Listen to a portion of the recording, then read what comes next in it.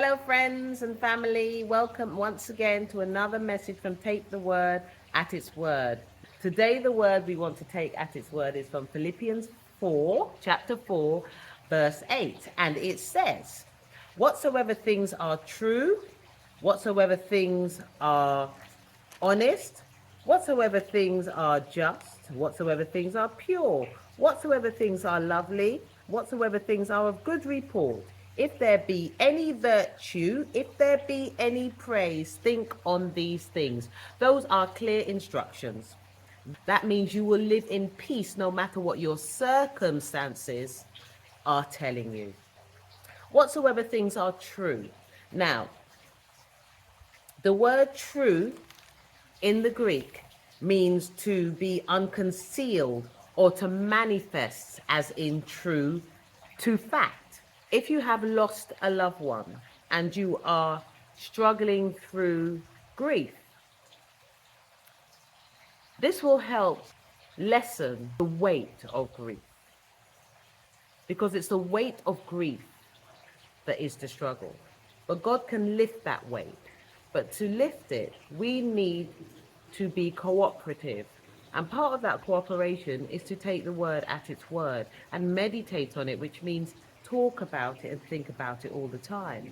So he wants you to meditate on whatsoever was true about that individual, your loved ones. What was true in fact? They were beautiful. Their smile could bring the sun up. Their encouraging words could change your day. They were kind. They were funny, always cheered you up by making you laugh. They were strong and assertive, wouldn't take no for an answer. Meditate on all those things that were true and true in fact about that individual, and just smile about it. And he also instructs us to meditate on whatsoever things are honest. Now, I'm using the example of the loss of a loved one because I know grief can be quite heavy and can be quite hard to navigate through. And people have all sorts of wonderful cliches that they want to say when somebody's dead, none of which usually helps. Having lost my mother recently, and God completely lifted all grief. I was very close to my mother. We all were as siblings. And I could never envisage the prospect of losing that woman. Yeah, I can't. Those who know our family know how close we are as a family. Mummy never lived further than a stone's throw away, and in her final 5 years, she actually lived with us. And, she was a grandmother that everybody wanted. Anyway, I lost her. We lost her. And I could not believe God had removed the weight of grief. I felt no sadness. I felt no grief. I just felt beautiful sentiment. Every time I thought about her, I smiled. I felt just memories and just found comfort and tranquility in the thoughts of her and the memories I had of her. And that's how I grieved. It was a profound journey of grieving, and I'd never experienced it before. And for the closest person, or one of the closest people in my life, to lose, and God removed the weight of grief.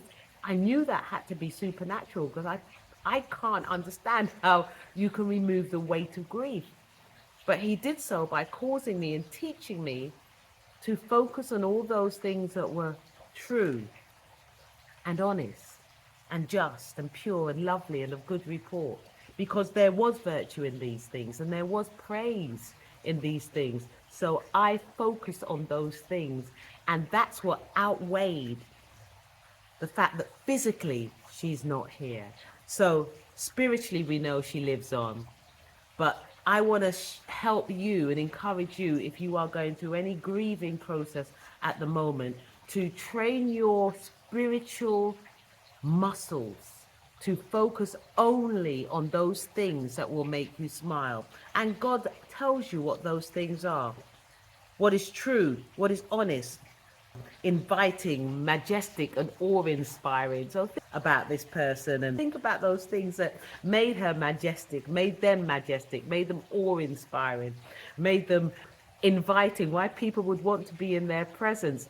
Think on these things. That's what the word says. Take it at its word. Think on these things. He also says, think on these things that are just. What was just about that person? That means equitable in character or in act. So equitable means fair. What made them just a objective and fair and honest person, and just how they behaved. Their behavior demonstrated the fact that they were just, they were right. They used to try and seek what was good and right. And think about those aspects of the person. Whatsoever things are pure, so innocent, modest, perfect, chaste about them, pure from fault, clear, immaculate, free from admixture of evil, free from defilement, as being cleansed. That's what the pure means. So let's think about things about our loved one that was clear and immaculate, and they were free from fault with regard to that. Were they always just so insistent on being honest and telling the truth? Were they always so adamant about you must be on time? Think about those little nuances that made them pure and lovely, and devote time to think about these things. That's what meditation is. Think about those things that are lovely, that makes them friendly towards, makes you want to be near to them, makes them want you to be in close proximity to them, that makes you want to share that affection, that love that you have with them. Think about those things about your loved one and meditate on those things. What made me love that person? What made them so lovable? What made them so affectionate? I laugh because already I'm thinking about those things with my mum, and it's making me smile. Think about what gave them what gave you a sense of sentiment with them and a feeling of attachment. That sort of love is called filial love, and it's a love and affection. What made them easy to be with, to be affectionate towards? What made them affectionate towards you? Think on those things. God's othering goes on to say, think on those things that are of good report. That means that are well spoken of and reputable. What was always spoken well of this person when you went out there? What was that common knowledge or purpose that this person would represent? What did people always know this person to be, and to do, or know this person for, that everyone would smile in agreement about this individual, or laugh and say, yeah, she was always full on, or she was always so confident or so assertive, and she would never take no for an answer. She was always taking pictures at every event. What was that common thing that was known to all about this person? Folks, think on these things. If there be any virtue, virtue means excellence. Virtue means moral goodness. What moral goodness was there? What excellence did this person represent? Were they always insistent that everything was tidy? Were they always very diligent in their studies or in their workplace? Were they immaculate and passionate, convicted parents or grandparents or friends? And what made them excellent? Just think on these things. Trust me, it will make you smile, and all of a sudden that grief turns into joyous sentiment and appreciation for them as individuals. So the Bible says, if you think on these things, whatsoever is true, honest, just, pure, lovely, and of good report, if there be any virtue in these things, and yes, there is virtue, quality in these things. If there be any praise in these things, yes, these are things and facets that you should be given thanks and praise for. Then you think on these things. And it goes on to encourage us then that the peace of God that transcends all understanding shall be in your heart and keep you in a perfect place of peace. Thank you again for joining for another quick message from Take the Word at its Word. I just wanted to give you a bit of a backdrop about what we do here at Take the Word at its Word. We endeavor to make people smile. During the whole COVID period, I was really troubled at the fact that people weren't interacting. As a result of that separation and division physically, people were dying. People were suffering emotionally and mentally. And I just wanted to make people smile again. So here at Take the Word at its word, what we try to do, what we are privileged and honored to be able to do, is just to help people every day. People might need help with their bills or help with monthly mortgage or rent payments, shopping.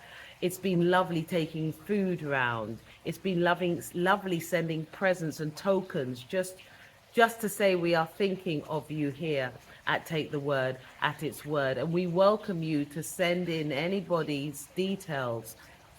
Click the link below, send in anybody's details who you think might need to be made to smile. And that can save a life for somebody who's going through something, and it most certainly saves a day. It gives me personally such great joy to do these things. But as I said, we are a humble setup at the moment. And in order to expand, we need expansion tools, which are you, resources. We need people to agree with us and to believe in this vision and to just jump on board in partnership merely by sending donations, so you can get updates and see what's happening with your donations. But we want to find more people to make smile. Will you join with us in making somebody smile? Click the link, donate as led, and you will be blessed. Thank you. Take the word at its word. Stay blessed, folks.